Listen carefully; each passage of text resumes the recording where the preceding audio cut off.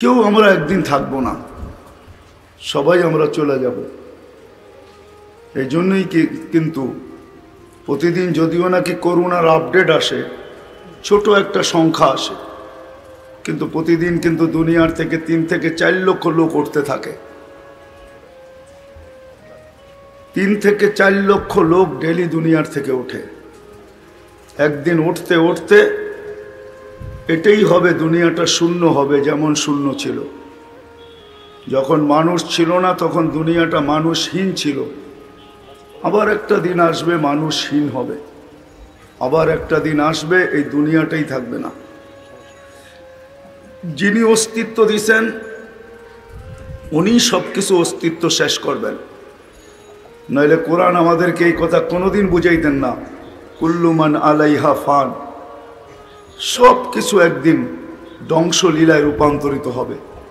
ওয়ায়াবকা ওয়াজহু রাব্বিকা যুল জালালি ওয়াল ইকরাম, যিনি চিরদিন ছিলেন উনি চিরদিন থাকবেন, অর্থাৎ আল্লাহই চিরদিন থাকবেন, আমরা চলে যাব। বিদায় আসল কথার দিকে চলে আসি। শুধু চলে গেলে চলবে না, এটা ভাবতে হবে, শিখতে হবে, জানতে হবে যে যিনি আমাদেরকে নিয়ে আসছেন উনি, যিনি আমাদেরকে নিয়ে যাবেন, নিয়ে আসছেন উনি, নিয়ে যাবেন উনি। সমগ্র সৃষ্টির আসার পদ্ধতি ভিন্ন আর আমাদের আসার পদ্ধতিটা ভিন্ন। সমগ্র সৃষ্টিকে আল্লাহ অস্তিত্ব দিয়েছেন মাত্র 6 দিনে, 2টা শব্দ অক্ষর দ্বারা, কুন ফাকান। এর চেয়ে বেশি কিছু আল্লাহ ব্যবহার করেন নাই। চাই সেটা আমাদের মাথার উপরে বিশাল আকাশ হোক বা আমাদের মাথার উপরে বিশাল সৌরজগৎ হোক, যেটা নিয়ে বিজ্ঞান সারাদিন ভাবতে ভাবতে কতজনেরই তো চুল চলে গেছে, আবার কতজন কবরও চলে গেছে, কিন্তু কুল কিনারা আজ পর্যন্ত পাওয়া যায় না। আর শুধু আকাশ আর সৌরজগৎটাই যে বড় এমন না, এর চেয়েও বিশাল আছে। 6 দিনের ভিতরে আল্লাহ অস্তিত্ব দিছেন শুধু 2টা অক্ষর দ্বারা, কিন্তু আপনাকে আমাকে অস্তিত্ব দিছেন কুদরতি হাত দ্বারা। অক্ষরের জায়গায় হাত নিয়ে আসছেন। 6 দিনের সময়ের জায়গায় আমাদের প্রত্যেককে অস্তিত্ব দিছেন 10 মাস সময় নিয়ে। সমগ্র সৃষ্টিকে অস্তিত্ব দিছেন। অমিনাল মাই কুল্লু শাইইন হাই। কোরআন বুঝাইতে চায় আমাদেরকে, কোরআন আমাদেরকে, আল্লাহ আমাদেরকে বাধ্য করতে চান না, বুঝাইতে চান। এই জন্য কোরআন আমাদেরকে বুঝায়, বাধ্য করে না। যদি বাধ্য করতেন তাহলে যে আল্লাহ 1 ফোঁটা পানি থেকে মানুষকে অস্তিত্ব দিলেন, মানুষ 24 ঘন্টায় সবচেয়ে বেশি আল্লাহর বিরোধিতা করে। সত্য তো? কি বুঝাইতে পারলাম? যুবক বলেন, নারী বলেন, পুরুষ বলেন, শিক্ষিত বলেন, অশিক্ষিত বলেন, যেই পেশার বলেন, যেই বর্ণের বলেন, যেই ভাষার বলেন, যেই দেশ মহাদেশের বলেন, মানুষ 24 ঘন্টার ভিতরে সবচেয়ে বেশি নাফরমানি করে আল্লাহ। কি বলেন? করি না করি না? স্বীকারোক্তি দেন। গুনার স্বীকারোক্তি দিলেও কিন্তু গুনাহ মাফ হওয়ার সুযোগ থাকে। আর যখন গুনার স্বীকারোক্তি দেয় না, যে না এটা আমার দোষ না, তাহলে কিন্তু এটার মাফ হওয়ার কোনো সুযোগ থাকে না।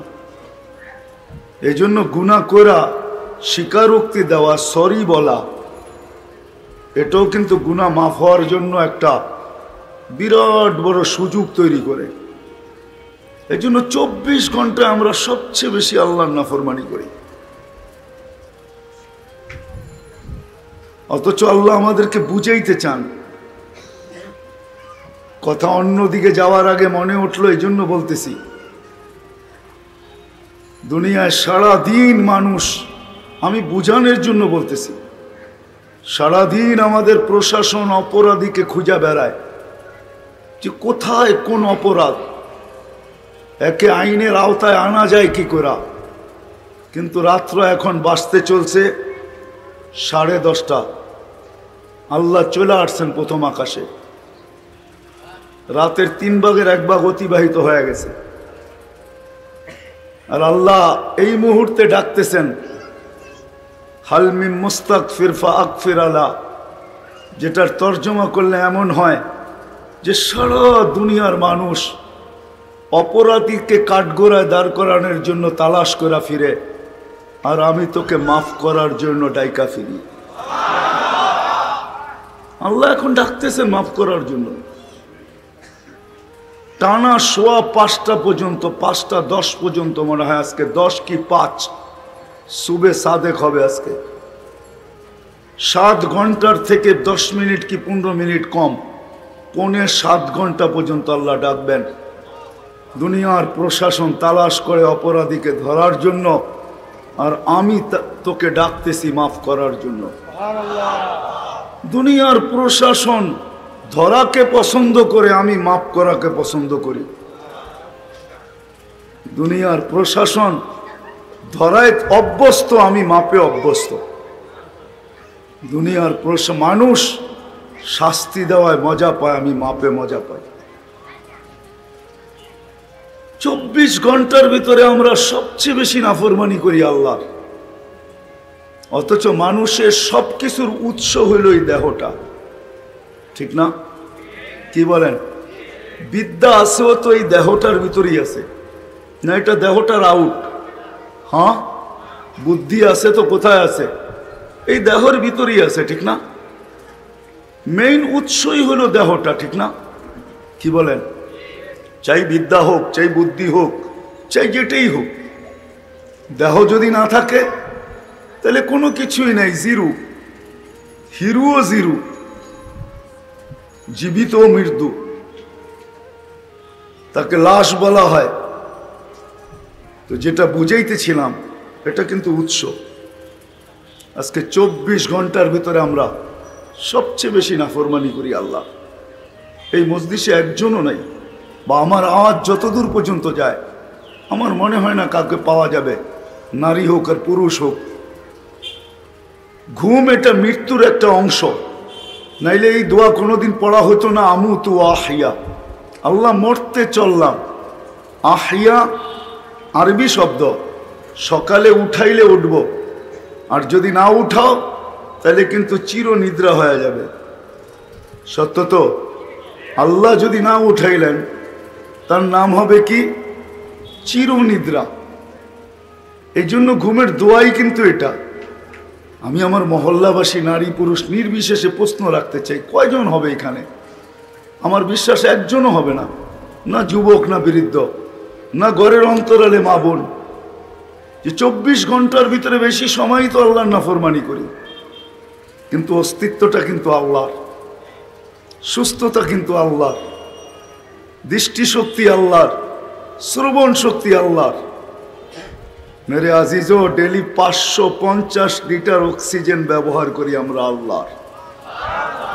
জিজ্ঞাসা করেন আপনাদের বিজ্ঞানকে, 550 লিটার অক্সিজেন ব্যবহার করি। আমি শুনানোর জন্য না, কোনো বিরোধিতার জন্য না, বুঝানোর জন্য।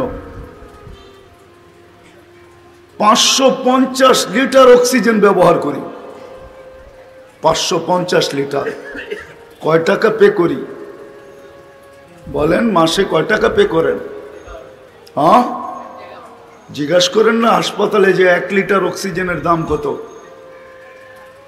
সিলিন্ডারের ভিতরে যে অক্সিজেন আছে, জিজ্ঞাসা করেন 1 লিটারের দাম কত, 6 লিটারওয়ালা কত দাম? জিজ্ঞাসা করেন।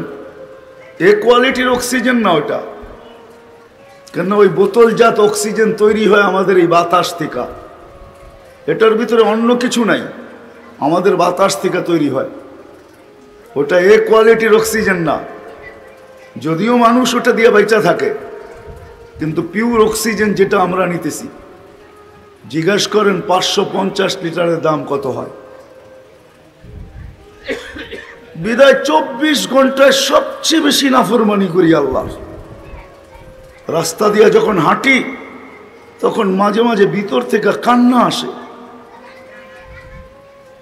যুবকদেরকে যখন দেখি তো কান্না আসে, যুবক যৌবন পাওয়ার পরে তো উচিত ছিল তোর আল্লাহর কাছে হওয়া, যে মালিক কত বড় রত্ন তুই আমাকে দিলি। যার যৌবন নাই ওকে জিজ্ঞাসা করেন যৌবন কত বড় জিনিস। লাউড স্পিকার বাহিরেরও খোলা আছে, নাইলে ভাঙ্গা চুরা বলতাম। যৌবন পাওয়ার পরে আল্লাহর কাছে আসা উচিত ছিল, বিদ্যানের বিদ্যা পাওয়ার পরে আল্লাহর কাছে আসা উচিত ছিল, পদালা পথ পাওয়ার পরে আল্লাহর পায়ে পড়া উচিত ছিল। প্রত্যেক ব্যক্তি যা কিছু পাইছি পাওয়ার পরে আল্লাহর কাছে আসা উচিত ছিল। যেন আল্লাহ একটা চিত্র তুলে ধরছেন কোনো এক জায়গায়, যখন মানুষ আল্লাহর থেকে বিমুখ হয়, নাইলে কোরআন এই চিৎকার কোনোদিন দিত না, ইয়া আইয়ুহাল ইনসান মা গাররাকা বিরাব্বিকাল কারীম। ও মানুষ, আল্লাহ যেন ফরিয়াদ করতেছেন, ফরিয়াদ। কোরআন যেন আবেগময় শব্দ দিয়া আর্তনাদ করতেছেন, ও মানুষ তুই বিমুখ হলি তো হলি কি করে? সব সৃষ্টি যদি বিমুখ হয়ে যেত করার কিচ্ছু ছিল না, কোনো আফসোস ছিল না। মানুষ তুই বিমুখ হলি কি করে? সবাইকে তো 200 অক্ষর দিয়ে অস্তিত্ব দিছি, তোকে তো কুদরতি হাত দিয়ে অস্তিত্ব দিলাম, তুই বিমুখ হলি তো হলি কি করে? কাউকে তো আমি তোর মতো সাজাই নাই, মানুষের মতো আল্লাহ কোন সৃষ্টিকে সাজান নাই। হায় হায়, সত্য এটাই। সাজাইতে সাজাইতে সাজাইতে সাজাইতে সাজাইলেন নিজে। যদি ওলামায়ে কেরাম কিছু মনে না করেন তো আমি শব্দ ব্যবহার করতে পারি, ভালোবাসায় পড়লেনও নিজে। এমন সাজাইলেন যে মানুষের ভালোবাসায় পড়লেন। আল্লাহ নিজে আমাদের ভালোবাসায় পড়ে গেছেন, নাইলে আল্লাহ এই কথা কোনোদিন বলতেন না, ইন্নী লাকা মুহিব্বা, মানুষ তোকে আমি ভালোবাসি। যদি জিজ্ঞাসা করি মালিক কতটুকু বাসেন, তো আল্লাহ প্রতি উত্তর দিছে, সারা দুনিয়ার মাদের মমতা এক জায়গায় নিয়ে আস, সারা মাদের মমতা এক জায়গায় নিয়ে আস, যতটুক না হবে এর চেয়ে 70 গুণ আমি প্রত্যেক বন্দাকে ভালোবাসি। এই হাদিস কোনোদিন আসতো না। সাজাইলেন, আবার নিজেই ভালোবাসায় পড়লেন, আবার ভালোবাসার মাত্রাও বললেন কতটুকু ভালোবাসি। আর এই ভালোবাসা যদি আমাদের সাথে না হইতো, তাহলে মানব রীতিনীতিতেই যদি আল্লাহ হইতেন, তাহলে আমাদেরকে এক কদম চলতে দিতেন না। এই জন্য কোনো জায়গায় আল্লাহ নিজেই বুঝাইছেন, শোনো, লাউ আমারতুল আরদা লাবতালাআত কাফি বাতনিহা, আমি জমিনকে হুকুম দিতে দেরি, তোমার অট্টালিকা সহ পেটে নিতে দেরি করবে না। অট্টালিকা সহ পেটে নিবে, পেটে। বুঝে আসে না? বুঝে আসে না? সারা জমিনের ভিতরে যদি আল্লাহ 10 নামায় দেয়, কার পাপের ক্ষমতা আছে এই 10কে থামাবে? কি বলেন, 10 বোঝেন? মনে হয় বোঝেন নাই। হ্যাঁ, আমাদের নিচে তো লেয়ারই আছে, পানির লেয়ার না, নাহলে পানি উঠে কোত্থেকে? পানির লেয়ার আছে। জমিনটাকে যদি পানিটাকে সরায়া দেয়, ওই যেই জায়গাটা পানি ভরা আছে, যেই জায়গাটায় ঘেঁষে ভরা আছে, ওটুক 10 নামায় দিলে তো হইল, আপনার অট্টালিকা কোথায় থাকবে? হায় হায়, মাঝে মাঝে ভাঙ্গন হয় যেই এলাকায়, ওই এলাকায় যায় দেখেন। আমার মনে আছে, বেশি দূরে না, আপনারা ঘোরদোর চিনেন কিনা জানি না, বিক্রমপুরে লৌহজং ঘোরদোর যেদিন ভাঙ্গে, ওই দিন আমি ওইখানে ছিলাম। উপজেলা ভবন 6 তলা 6 তলা বিল্ডিং গুলা আমার চোখের সামনে কোথায় যে হারায় গেল, আর খুঁজে পাওয়া গেল না। আল্লাহ বলে জমিনকে হুকুম দিতে দেরি, তোমার অট্টালিকা সহ তোমাকে পেটে নিতে দেরি করবে না। লাউ আমারতুল বাহরা লাআগরাকাত কাফি কারিহা, সমুদ্রকে হুকুম দিতে দেরি, তোমাকে তলদেশে নিতে দেরি করবে না। লাউ আমারতুল মালাইকা লাআহলাকাতকা, ফেরেশতাকে হুকুম দিতে দেরি, তোমাদেরকে জায়গাটা জায়গায় সাইজ করতে দেরি করবে না। আর প্রতিটা জিনিস আল্লাহ দুনিয়ার বুকে রাখছেন, করতে থাকেন, দেখতে থাকেন, সবগুলা দুনিয়াতে রাখা আছে, সবগুলার দৃষ্টান্ত দুনিয়াতে রাখা আছে। আল্লাহ কতটুকু ভালোবাসেন। আল্লাহ বলে আমি হুকুম দেই না, ভালোবাসার আল্লাহ মাত্রা দেখান যে আমি শুধু হুকুম দেই না, তো আরেক জায়গায় আল্লাহ নিজেই বলেন যে আমি হুকুম দিলে নিবে তো দূরের কথা, আলা কুল্লা ইয়াউমিন ওয়াল আরদু তাস্তাযিনু রাব্বা, জমিন প্রতিদিন আমার কানে আমাকে বলে মালিক অনুমতি দেন না। কি করবে? আন আবতালিয়া ইবনা ফি আদম ফি বাতনি, আমি মানুষকে পেটে নিতে চাই। আল্লাহ জিজ্ঞাসা করে কেন? বসে 24 ঘন্টা নাফরমানি। হায় আমাদের খিলগাঁও, এক সময়ের খিলগাঁও আর আজকের খিলগাঁও আকাশ জমিন পার্থক্য না? পার্থক্য না? সত্য না? সত্য না? রাগ হয় না? রোড দিয়া যখন হাঁটি তো চোখের পানি ভিতরে ঝরে, বাহিরে ঝরে না, দিলটা জ্বলতে থাকে। কেননা সবাই ডাকায় একটা শব্দ আছে, সবার সাথে পাঙ্গা নেওয়া যায়, আল্লাহর সাথে নেওয়া যায় না। আল্লাহকে নারাজ করা চলে না। আল্লাহকে নারাজ করে কেউ টিকতে পারে না, কেউ টিকবেও না। আল্লাহকে নারাজ করা যায় না। তো যেটা বুঝাইতেছিলাম, আল্লাহ বলে জমিন প্রতিদিন অনুমতি চায়, সমুদ্র চায়, ফেরেশতা চায়, কিন্তু আমি তোমাদের ভালোবাসায় পড়ে গেছি বিদায় আমি প্রত্যেককেও জবাব দেই, ইনকান আবদুকুম ফাশানুকুম বি, বন্দা তোমাদের হলে যার যা মনে চায় তা করতে পারো। ইনকান আবদি, যদি বন্দা আমার হয় তা আমি অপেক্ষায় আছি। ইন আতানি লাইলান কাবিলতু, রাত্রে যদি ফিরে আসে তাহলে আমি বুকে জড়ায় নিব, দিনে যদি ফিরে আসে তো আমি বুকে জড়ায় নিব। তা আল্লাহ আরেক জায়গায় বলে মান নাদানি তালাক্কাইতুহু মিন বাঈদ। হায় হায়, কিছু লোক পাওয়া যায় আমাদের দেশে, পাওয়া যায় যারা সর্বক্ষেত্রে কাজ করে, এদেরকে ডাকলো বলে আমি ডিউটিতে আছি। হায়, আমি যদি তাকে প্রশ্ন করি আপনি ডিউটিতে আছেন আমি মানি, কিন্তু কার দেহটা দিয়ে ডিউটিতে আসেন? এই দেহটা কার দেওয়া? কার? কে দিছে এই দেহটা? ডিউটির উপযুক্ত কে বানাইছে এবং বর্তমানে কে রাখছে? আল্লাহ কি দুর্বল না? পারে না? হায় হায় হায়, কিভাবে বুঝাইলে বুঝবো? তা আল্লাহ বলে আমি অনুমতি দেই না, বরং আমি বলি কানা আবদুকুম ফাশানুকুম বি, বন্দা তোমাদের হলে করতে পারো, কিন্তু আমার হলে খবরদার। এই জন্যই আল্লাহ ভালোবাসার খাতিরে ভালো বেশি বাসেন, মহব্বত বেশি করেন। এই জন্যই কিন্তু প্রতিদিন রাত্রে 5 থেকে 6 ঘন্টা 7 ঘন্টা সময় নিয়া, এটাই ভালোবাসার বিকাশ। যে বন্দা তুই সারাদিন কি করছিস এটা আমার বিষয় না, তুই মরতে চলছিস, ঘুমাইতে চলছিস। আমি কিন্তু চলে আসছি, একজনও পাওয়া যাবে না আমার এলাকায় যে সারা দিন আল্লাহর বিরোধিতা করে, শুধু ঘুমানোর সময় হাত দুটায় উঠায় এই কথা বলে যে মালিক মরতে তো চললাম, সকালে উঠাইলে উঠব, আর যদি না উঠাস তাহলে চিরনিদ্রা হয়ে যাবে। শুনছি তুই নাকি মাফ করার জন্য ডাকিস, আমি সারাদিন তোর ডাকে সাড়া দিতে পারি নাই। মুয়াজ্জিনের যদিও নাকি আমার কানে আসছে, কিন্তু কর্মব্যস্ততার কারণে আমি সাড়া দিতে পারি নাই। বড় অপরাধ ছিল মালিক, কিন্তু এখন ঘুমাইতে চলছি, মরতে চলছি, সকালবেলা উঠাইলে উঠব, শুনছি তুই ডাকতেছিস মাফ করার জন্য, বিদায় আমিও হাত উঠায়া দিলাম, মালিক আমি হাত উঠাইলাম, দেখিস যেটাকে তওবা বলে, আমি তওবার জন্য হাত উঠায়া দিলাম। কি বলেন, একজনও কি পাওয়া যাবে আমাদের ভিতরে? অন্তরালে দূরে যারা আছে তাদের কথা বাদই দিলাম, ডাইনে সামনে যারা আমরা আসি, একজন কি হাত উঠাইতে পারবেন যে বয়স্ক হোক আর যুবক হোক, যে আমি প্রতিদিন ঘুমের সময় কমসে কম সারাদিন যা করি আর না করি,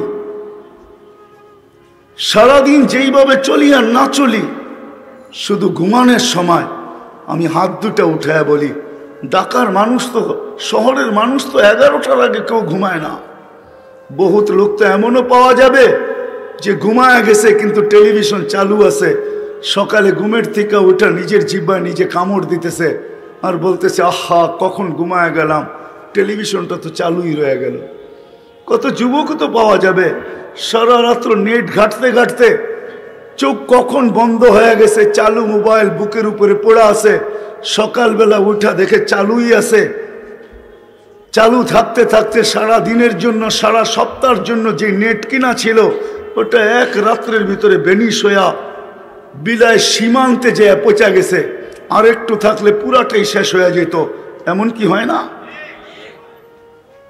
কিন্তু প্রশ্ন আমার, একজন কি আমরা আছি যে ঘুমের আগে আমি হাত দুটা উঠাই এই কথা বলবো যে মালিক সারাদিন যা করছি করছি, কিন্তু ঘুমের আগে তোর সাথে আমি সন্ধি করতে চাই, তোর সাথে সম্পর্ক ঠিক করতে চাই, তোর সামনে আমি হাত জোড় করতে চাই, তোর সামনে আমি তওবা করতে চাই। জানি না আমি ঘুম থেকে উঠবো কি উঠবো না। সারা রাত্রে যারা ঘুমায়, শত না হাজারো মানুষ এই দুনিয়ার বুকে পাওয়া যাবে যারা ঘুমের ঘুরে চলে গেছে, ঘরের লোকও জানে না সে চলে গেছে। জানতেও 2-4-5 ঘন্টা সময় লাগে। যখন দেখে আর ওঠে না, তখন সজাগ করার জন্য যখন গায়ে হাত রাখে, তখন দেখে চলে গেছে। না ঘটে না? হ্যাঁ, সত্য তো। বিদায় আমি আসল কথায় চলে আসছি। আমাদের পূর্বে যারা ছিল ওরাও আজকে দুনিয়াতে নাই, আমরাও একদিন থাকবো না, আমরাও চলে যাব। কিন্তু বাবার বিষয়, চলে তো যাব, কার কাছে যাব? যিনি নিয়ে আসছেন ওনার কাছেই যাব। কোথাও বাইপাস হওয়ার সুযোগ নাই।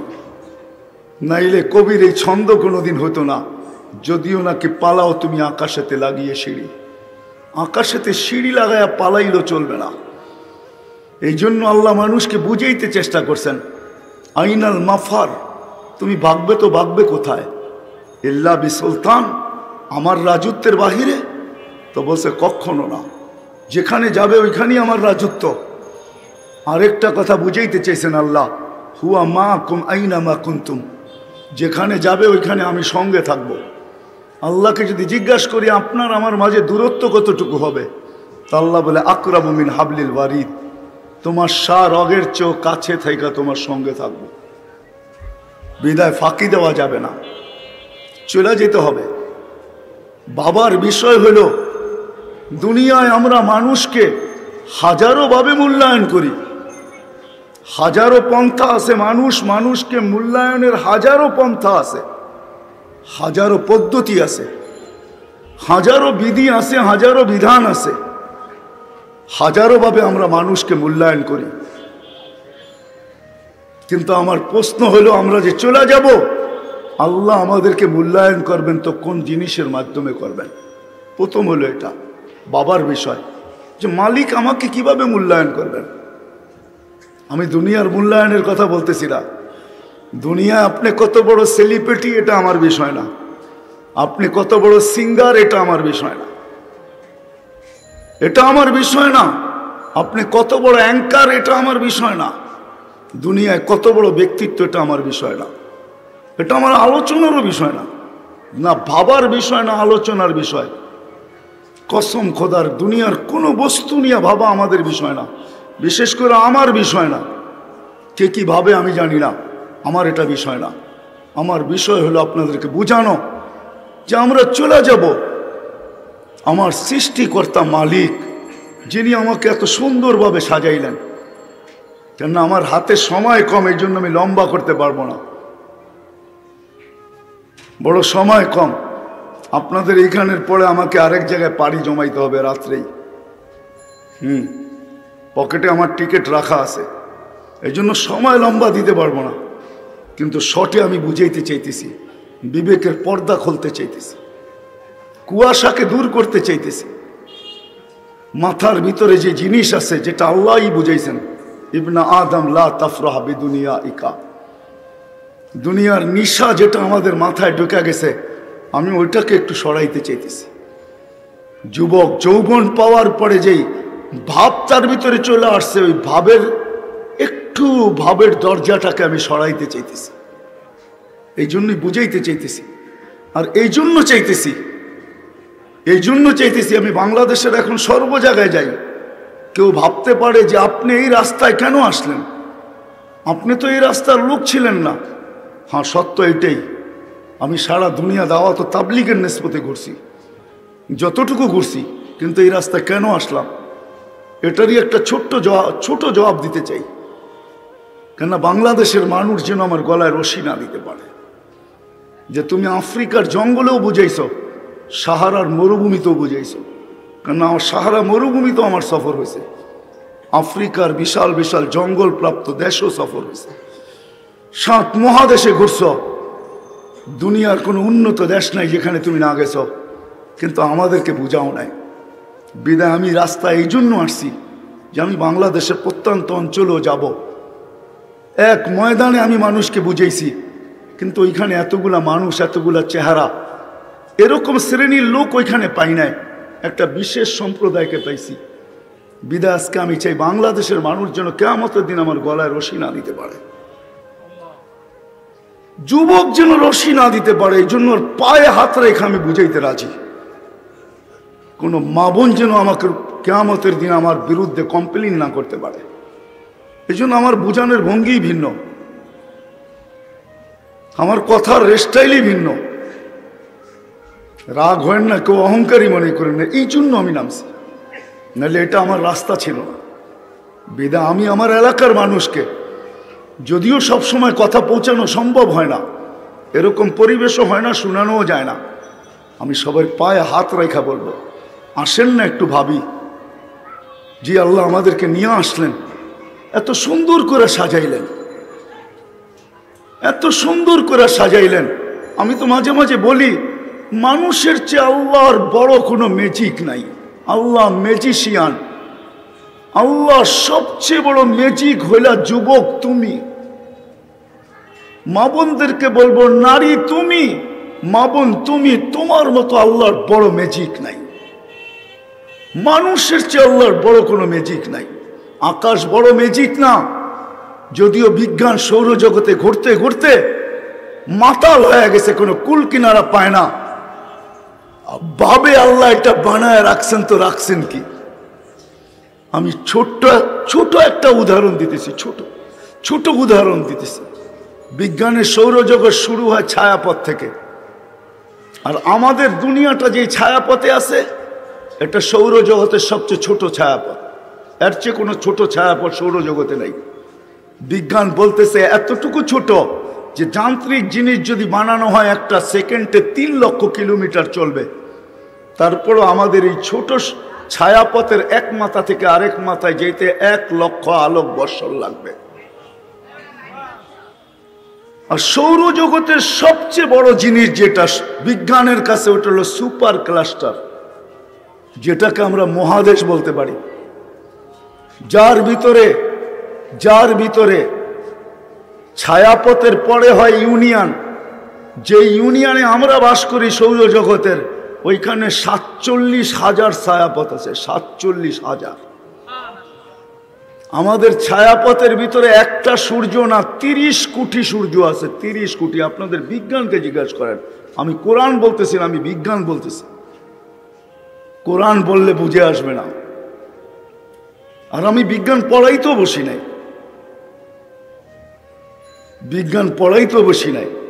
এই বিশাল বিশাল সৃষ্টি আল্লাহর ম্যাজিক না। মানুষ আমরা আল্লাহর সবচেয়ে বড় ম্যাজিক। যুবক তোমার যৌবন বড় ম্যাজিক, নারীর নারীত্ব বড় ম্যাজিক, পুরুষের পুরুষত্ব বড় ম্যাজিক। মানুষ আল্লাহর সবচেয়ে বড় ম্যাজিক। ছোট একটা চোখে 30 কোটি ক্যামেরা, না 26 কোটি, 2 চোখে 26 কোটি, ছোট একটা চোখে 13 কোটি ক্যামেরা। যদি বালুর কণা সমান একটা ক্যামেরা হয়, 13 কোটি বালুর কণা একত্রিত করেন, দেখেন কত বড় হয়। এর চেয়ে বড় ম্যাজিক পাবেন তো পাবেন কি? তারপরও দেখার কোনো উপাদান নাই এখানে। ক্যামেরা আছে বটে, কিন্তু দেখার মতো কোনো উপাদান নাই। আল্লাহ দেখায় তো ম্যাজিক দিয়া দেখায়, যেটাকে কুদরত বলে, ম্যাজিক। আপনি ম্যাজিকের মাধ্যমে দেখেন, শোনার কোনো উপাদান নাই। আপনি শোনেন তো ম্যাজিকের মাধ্যমে শোনেন।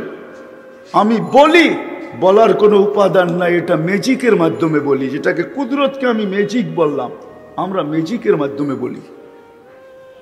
মানুষ সবচেয়ে বড় আল্লাহর ম্যাজিক। সাজাইছেন, নিজেই ভালোবাসায় পড়ে গেছেন, সবকিছু মানুষকে উঠায়া দিছেন। ওই কথায় আবারও ফিরতে হয় আমাকে, সবকিছু পাওয়ার পরে হারায়া যাওয়া উচিত ছিল না, যেটা আল্লাহ নিজেই আক্ষেপের সাথে বলেন। তোকে বিমুখ করলো তো কেল্লো কে, আমা কুনতা মা আন মাহিনা মা গর্রাকা আননি। তোকে আমার থেকে বিমুখ করলো তো করলো কে, আমা কুনতা মা আম মাহিনা। তুই নিকৃষ্ট একটা পানির ফোঁটা ছিলি না। ফমান জাআলাকা দামা, তোকে ম্যাজিকের মাধ্যমে রক্তে রূপান্তরিত করলো তো করলো কে। অমান জাআলাকা মুদগা, তোকে রক্তপিণ্ড করলো তো করলো কে। অমান জাআলাকা ইযামা, তোর কঙ্কালটা তৈরি করলো তো করলো কে। অমান কাসা আলাইহি লাহমা, এত সুন্দরভাবে নিখুঁতভাবে গোশত আর চামড়ার আবরণ চড়াইলো তো চড়াইলো কে। যেই গোশত আর চামড়ার আবরণ দেখা তুই বিষের বোতল পান করতে দ্বিধা করলি না। মনে হয় বুঝাইতে পারি না, যুবক মনে হয় বোঝে নাই। যে চামড়ার গোশত আর চামড়া দেখা তুই বিষের বোতল পান করতে দ্বিধা করলি না।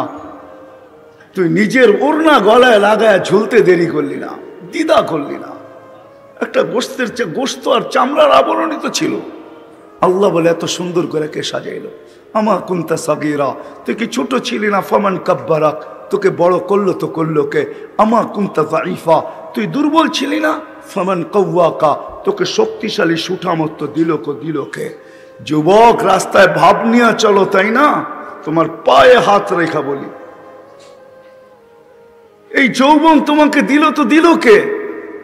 কেন দেওয়া হয়েছিল? তোমাকে বাবার জন্য দেওয়া হয়েছিল, যে আমি তো মালিকের কাছে ফিরবো, কিন্তু কোন চেহারা নিয়ে ফিরবো? কোন চেহারা নিয়ে আমি মালিকের কাছে ফিরবো? কোন জিনিস নিয়ে আমি ফিরবো? কোন জিনিসের মাধ্যমে আমি মালিকের কাছে মূল্যায়িত হব, মালিকের কাছে আমি দামি হব? ফিরতে তো হবেই, এতে কোনো সন্দেহ নাই।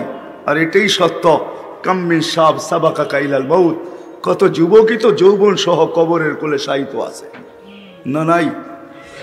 কবির কথাই তো সত্য, জমি খা গই নাও জোয়া कैसे कैसे, কত যুবককেই তো জমিন ভেনিশ করে দিল। সত্য এটাই। এই জন্য আল্লাহ বলে তুমি দুর্বল ছিল, সুঠামত্ব কে দিল?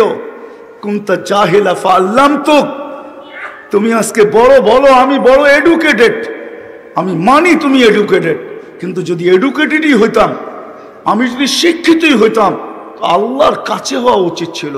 বিদ্যা মানুষকে কখনো আল্লাহ থেকে দূরে করে না, দূরে হওয়া উচিত না। আল্লাহ বলে কুনতা জাহিলা ফাআল্লামতুক, তুমি তো অজ্ঞ ছিলে, তোমাকে এডুকেটেড কে বানাইলো?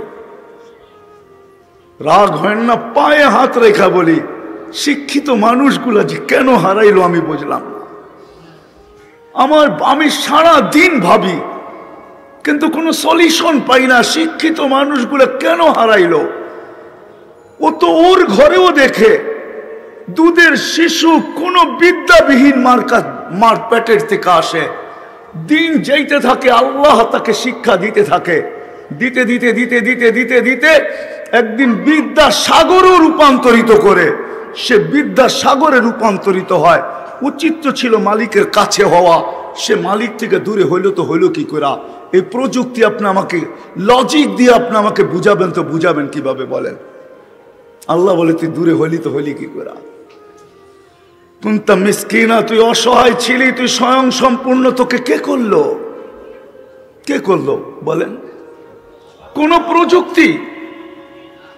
প্রযুক্তি স্বয়ং সম্পূর্ণ করছে? প্রযুক্তি যদি স্বয়ং সম্পূর্ণ মানুষকে করতে পারতো, তাহলে দুনিয়াতে কোনো বাওনা থাকতো না। বাওনা চিনেন? কি বলে এটাকে? শর্ট, গ্রাম্য ভাষাই বলেন না, বলে না বাবন হয়ে চাঁদের পনে হাত বাড়াইতে নাই। বাবন বেটে, আমার মনে আছে আমি 6 বার ক্যামেরুন গেছি।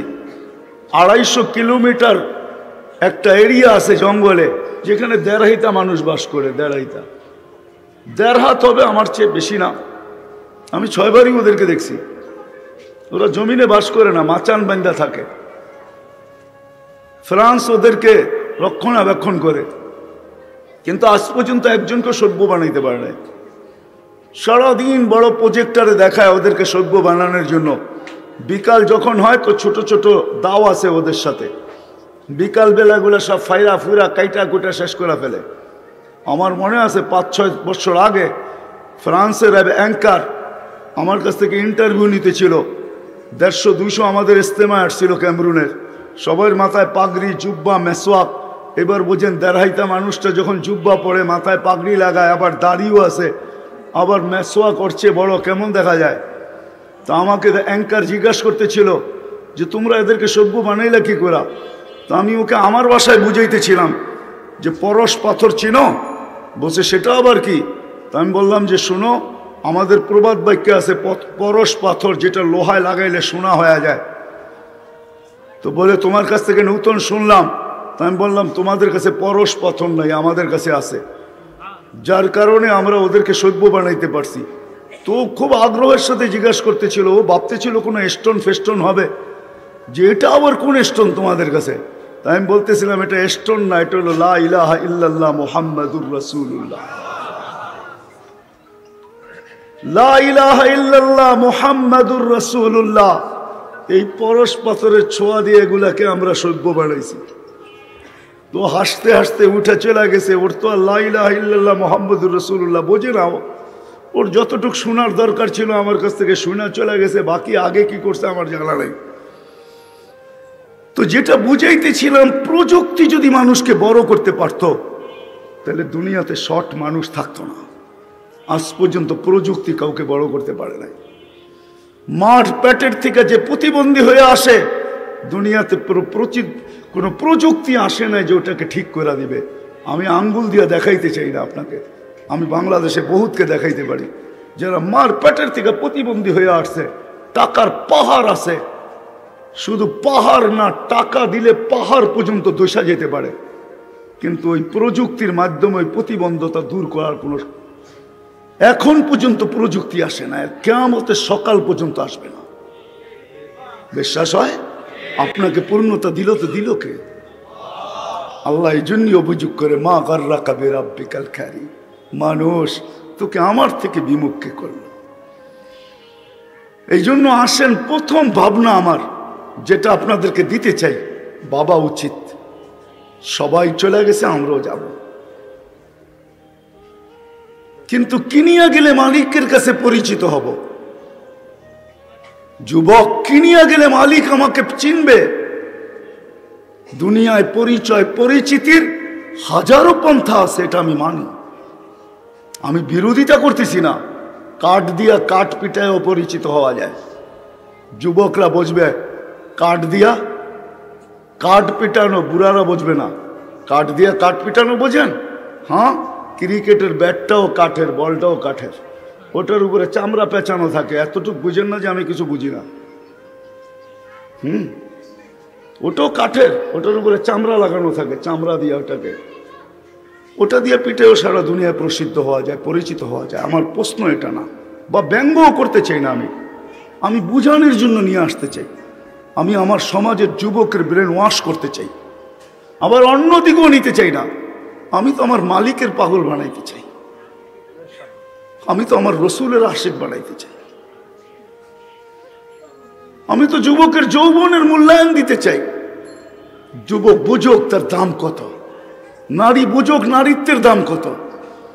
সারা জগতে একজন পুরুষ আছে যে 8 জান্নাতের 8 দরজা দিয়ে যাওয়ার অধিকার রাখে। একজন পুরুষ, পুরুষ জগতে একজন পুরুষ, দ্বিতীয় কোনো পুরুষ নেই। সে হলো আবু বকর সিদ্দিক রাদিয়াল্লাহু তাআলা আনহু। আর নারী জগতের প্রত্যেকটা নারী, এমনকি আমার ঘরে যে কাজ করে, আমার ঘরে যে ঝাড়ু পোছার কাজ করে, এমনকি আমাদের রাস্তাগুলো যে মা বোনরা পরিষ্কার করে, সকালে উঠলে দেখি, কখনো রাত্র 3টায় আসি, 4টায় আসি, 5টায় ঢাকা ঢুকি, তখন দেখি সুবে সাদেকের সময় নেমে যায়, রাস্তা পরিষ্কার শুরু হয়ে যায়। ওই মা বোনও যদি ইচ্ছা করে, তাহলে সেও জান্নাতের 8 দরজা দিয়ে ঢুকার অধিকার রাখে।